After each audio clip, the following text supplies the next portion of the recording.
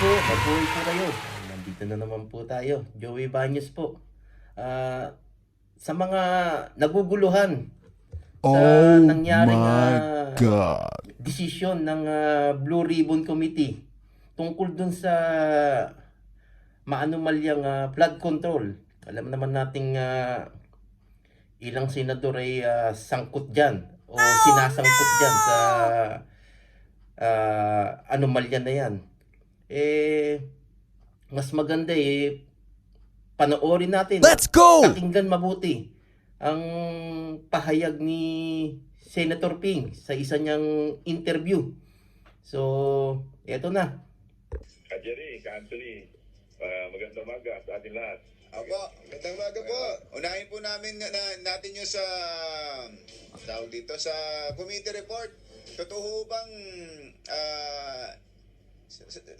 una yung nag-leak nag-leak ho ito tapos may mga sumunod ho kayong pahayag naman na yung nag-leak yun mismo. So nabasa na ng Nabasa ko na nga nabasa natin lahat. Ang haba nga po, Senator Ping, napagod ako Pero lalo na doon sa dulo, nakadetalye kung ano yung mga kaso, mga rekomendasyon. Totoo bang babaguhin ninyo yung mga rekomendasyon ninyo, lalo na sa mga na may kinalaman sa mga kasamahan ninyong senador? Wala naman na bago. Alam mo, nagkaroon ng misunderstanding yung ibang reporters. Kasi inalis ko lang yung word na to be charged. Pinalitan lang ng to be recommended for preliminary investigation. Wala naman kaibahan yun Kasi pagka ang meron nga ako narinig na news report na hindi na raw pa kakasuhan. Ganun? Wala naman pinagkaiba. Pag sinabi mong nirecommend mo para mag-undergo ng preliminary investigation, pinakakasuhan din. Pinakakasuhan, yes.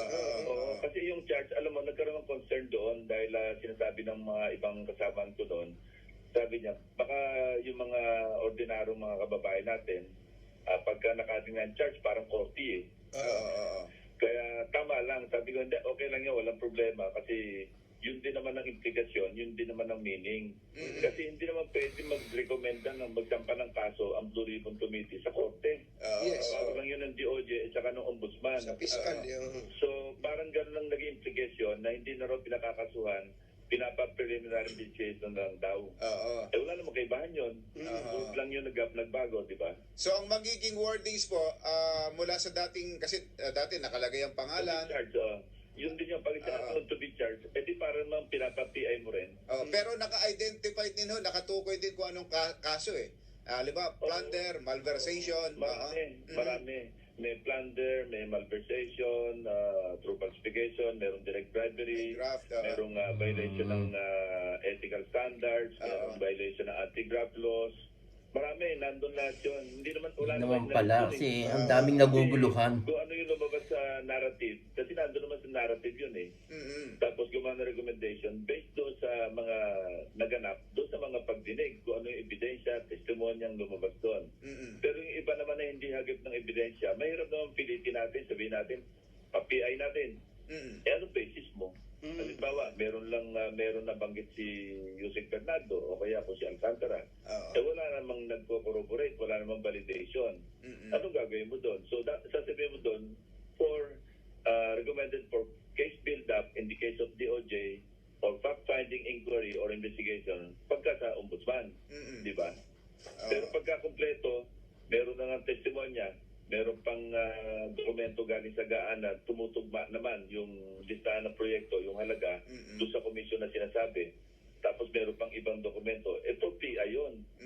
Pero yun nga, nagkaroon ng yung natawa nga ako kasi sabi, hindi na pakakasuhan.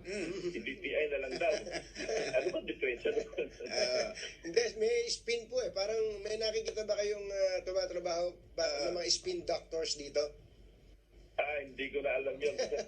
Sinapaliwanag ko lang na pag sinabi nating pinakakasuhan, pinapa-preliminary investigation natin. Hindi naman pwedeng, sabi ko hindi naman pwedeng magsampa kami sa korte. Hindi naman kami DOJ, hindi naman kami ombudsman. Lapas sa amin yun. Meron kasing mga nagdududa na ito'y konektado sa Senate coup o sa pagpapalit ng liderato. Kaya daw medyo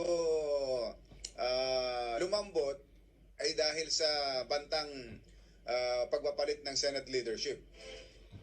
pinag-usapan na namin ni Tito Sen yan eh. Sabi ko, kung anong consequence, ready ba tayo? Sabi niya, oo, alam mo naman tayo, sanay din naman tayo sa minority. So, pinag-usapan na namin. Yung kaya lang, yun nga, may mga concern mga kasamahan namin. Baka naman pwedeng palitan natin itong word na ito, itong phrase. Nung pinag-aralan ko, wala naman problema. Yun. Sa ngayon po ba, ilang, just for our information, ilang pirma po ba ang kailangan para ma-adapt ito as a committee report po? 11 kasi ang miyembro ng Blue Ribbon, 17 ang regular. Tapos 3 yung ex officio. So, bali, 20. 20. So, kailangan simple Majority. majority, at least 11. Opo.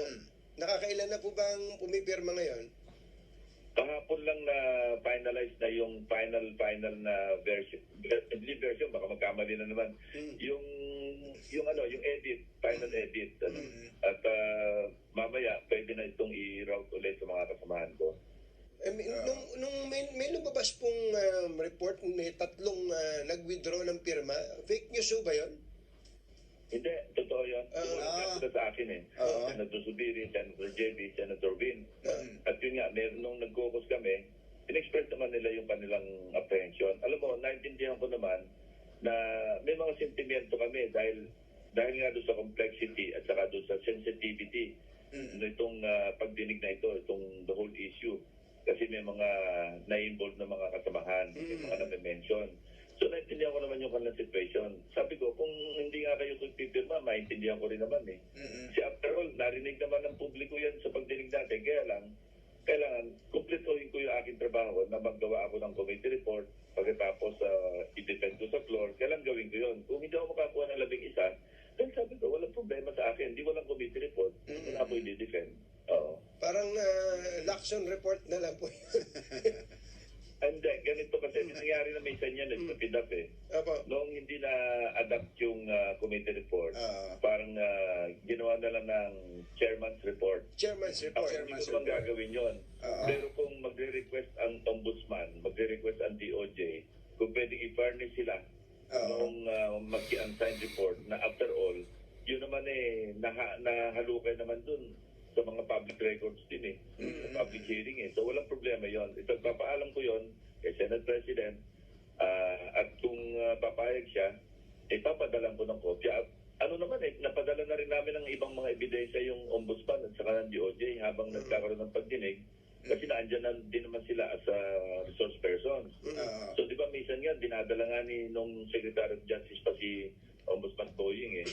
Di ba, dinadala niya dinala niya si Alcantara, dinala niya si Bernardo habang nag-testify. Binalik naman niya. Opo. Ginawa ng affidavit. Oo, ginawa ng affidavit based doon sa testimonya. Ngayon, kung ano pa yung naidagdag sa affidavit doon sa DOJ, dahil nag-a-apply sila sa WPP, hindi naman kami para mapipilit sila na i-share sa amin yon kasi may MOA sila doon eh. Na may confidentiality na yun eh. Kasi at that time, nung di pa sila natatanggap, nag-a-apply sila, confidential yung mga pinag-uusapan nila doon eh. Opo. Senator Ping, ang binabasa ko po yung mga pangalan ng mga tao na nirekomenda ninyong i-preliminary investigation. Marami po doon ay inuso ni Undersecretary Bernardo at ng iba pang testigo. Matanong ko lang po, meron po ba kayong nirekomendang ipa-PI na ang basis yung sinabi ni Diskaya? Speaker Martin, kasi alam mo si Diskaya, kahit na hindi na siya sumulpot doon sa tinawag ng DOJ o ng Ombudsman o ng NBI, under oath siya sa committee eh. So, siyempre, hindi naman pwedeng i-discard o disregard yung kanyang testimonya. So, nandun yun. Pero may statement din niya, statement of fact na binanggit ang pangalan niya, then it's up to the DOJ or Ombudsman na i-follow up na lang yun. In other words, hindi naman natin, hindi tatanggapin ng DOJ yun kasi nga, hindi naman na-affirm sa kanila yung affidavit o yung testimonya ni Diskaya. Opo. Actually, kaya ko po tinatanong yon. Gusto ko malaman kung may halaga ba yung pagsasalita ni Diskaya dyan. Kasi nung unang banat niya, kung kani-kaninong pangalan yung mga pinagbabanggit niya po dyan tuloy yung mga ibang tao nabigla pa katulad ni Congressman Romulo. Romulo, Opo, tama. pinangalanan niya, kaaway niya yun. Gutesa. Akala ko si Gutesa. At si Diskaya pala pag-usapan natin. Diskaya po. Diskaya. Oo. Nandun yun. Kasi under oath naman siya. Under oath naman. Opo. Saka si Gutesa. Sa din yun. Siyempre, nabanggit si na Congressman Romulo, kung sino-sino doon. Babanggitin namin yun sa narrative. Tapos may recommendation din kami na, kasi tatlo yan merong recommended for PI, may recommended for fact-finding and for case build-up. Kasi pag DOJ, case build-up ang tawag nila. Ombudsman, fact-finding investigation or inquiry. So, yun. Masasama rin sila doon. As para sa Ombudsman, fact-finding. Pag sa DOJ, case build-up. Case build-up, opo. Kila Yusek Bernardo at Henry Alcantara, wala hong rekomendasyon ang committee? Hindi, nabanggit doon na pag hindi saklaw ng kanilang testimonya na kung saan kinakailangan yung kanilang Testimonya. testify para sa maggilid sa conviction ng mga ibang tao, pang personality, pwede rin silang kasuhan. Doon sa mga ibang ebidensya naman laban sa kanila na hindi saklaw ng kanilang pagiging state witness. Oo. Ang lumilitaw ho kasi, nakikita ng tao na mga sumusubaybay sa pangyayari, parang tinanggap na natin na state witness at lusot na sa lahat ng kaso si Yusek Bernardo tsaka itong si Henry Alcantara. Hindi lahat ng kaso. Yung kaso lamang nasaklaw ng kanilang mga affidavits o kanilang pag-testify. Maliwanag yun. Doon sa committee report nandun din yun na yung ibang ebidensya na naglilink sa kanila na hindi naman nila alam o na hindi sila makapag-contribute para yung materiality ng kanilang testimonya mag-lead sa conviction ng iba, may kaso rin sila. May kaso rin sila. Kaya, hindi absolutely immune. Ayun. So, nirecognize din ho ba ng committee itong dalawa as qualified talaga at pwedeng maging state witness? Hindi, in-state lang doon na tinanggap silang state witnesses ng DOJ, ng WPP. Pero hindi kami para maghusga doon hindi saklaw ng hindi kami nag-assess sa kanila, hindi kami nag-evaluate DOJ yun Okay. Okay, meron pong isang item kami binasa bago namin kayo tawagin, yung mga priority measures na sinertify pang urgent ng Pangulo. Yung anti-political dynasty. Meron pa bang ibang lakso na kamag-anak nyo na nasa gobyerno na politiko? Wala. Meron akong isang konsehal sa Imus na pamangkin ko.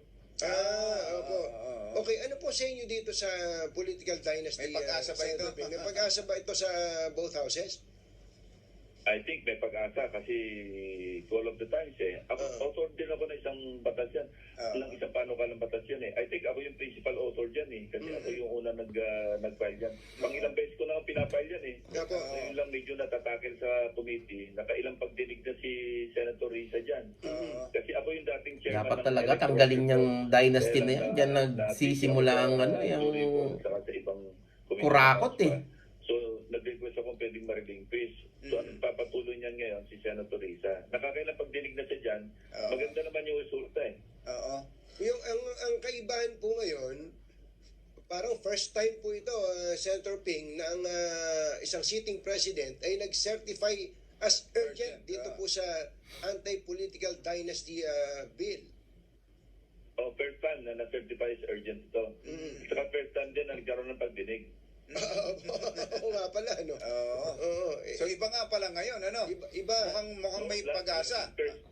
Laging first reading lang noon. Babasahin lang sa floor. Pagkatapos wala na, kinalimutan na.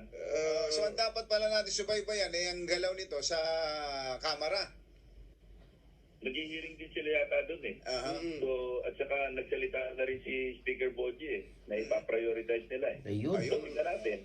Pero basta Sana maipasa talaga. Importante. At sa tingin ko, subo na rin sila Hindi ho, bukod dyan sa... Para yung mga politiko para sa mamamayan naman ng serbisyo, hindi yung para sa sarili lang nila. Kayo po ba? Ano ba Hindi ko alam kasi hindi naman ako kasama sa LEDAP. Hindi pa naman kami kinukokos ni Senate President para pag-usapan yung mga priority measures. So hindi ko alam. Pero sa akin, no work, no pay. Okay lang. Hindi ka nagtatrabaho, di wag kang bayaran. Kaya nga eh. Parang Unfair sa iba eh. parang nagpasok Oo naman, niya yung doon, mga Duterte sa Kongreso dahil sa ordinaryong trabahante, pag hindi pumasok, walang bayad eh. No work, no pay. Pagkano Itong mga politiko, buwan na, hindi na pumapasok, may sweldo pa rin. Talaga, minsan hindi Namang, nakakapasok kasi nasaan ang hustisya niyan? mga pangangailangan ng constituents nila Sa at saka may constituents. official business. Oo. Pati pag-approve, di ba, pagka nag-aapi ng international conferences, inaano naman official ng business. Speaker at saka Oo. ng Senate President. So, authorized yun. Paano ho yung si Senator Bato? Ano ho bang... Ayan, dapat yan, tanggalan na ng sahod yan si kasabi Bato. sa inyo? Papasok pa ba? Wala nang pag-asa yan, hindi na lalabas yan. Kaya namin through Senator Bongo, kausapin na pumasok, wala namang warrant of arrest. Ewan ko kung meron, pero officially wala. Tinanggi na nga ng ICC eh. Sayang din yung kanyang contribution eh. Kaya nga po. Chairman nga siya ng public order. Tapos yung may ibang committee. Sayang ang baka naapektuhan din yung trabaho. Maski pera paano. ng bayan kay Pero Bato. hindi ko rin masisimama. Katunayan, sabi ni Senator Trillanes, by May, magpapag siya ng ethics complaint kasi yung pang 6 months daw. Ewan ko kung anong connection. Nung 6 months na hindi pumapasok. Ako nagpahayag na ako. Kasi sa mga kasamaan ko, hindi ako bumoto kasi nagtago rin ako nun eh. Wala. Kayo yata yung... Katunying ka, Jerry, moral ascendancy. Wala akong moral ascendancy. Kasi parang yung laging binibigay na example yung ginawa ninyo. yung 10,000 hours. 10,000 hours. Ngayon, may bagong pelikula ro. Sabi ko nga kay Senator Robin, sabi ko, meron ka na namang pelikula, may sequel sa 10,000 hours. Kanya, ano yun? Sabi ko, Finding Bato. Finding Nemo. Last na lang, Senator Ping. Nakikita natin ngayon yung galawan sa House tungkol sa impeachment. At I'm sure na nababalitaan nyo rin na mukhang sa Senado na po nakatingin yung iba eh. Parang done deal sa House na yung impeachment complaint against VP Sara ay aakyat na sa Senado. Nagbibilangan na po ngayon sa Senado eh. Yung po bang majority saka minority, Duterte saka anti-Duterte yon? Hindi, not necessarily. Alam mo naman sa Senate, 24 republics eh. At saka masasabi ko, until and unless matransmit sa Senado yung articles of impeachment, walang impeachment kami na tatalakayin. Hindi po Hindi kayo. kami nagbibilang din doon. Wala. Kasi pagdating doon, ang titingnan karamihan sa amin, ang titingnan namin yung ebidensya eh. Of course, meron political factor. Di ba? May factor yung politics. Pero ako, as far as I'm concerned, nag-usap na rin kami ng Senate President.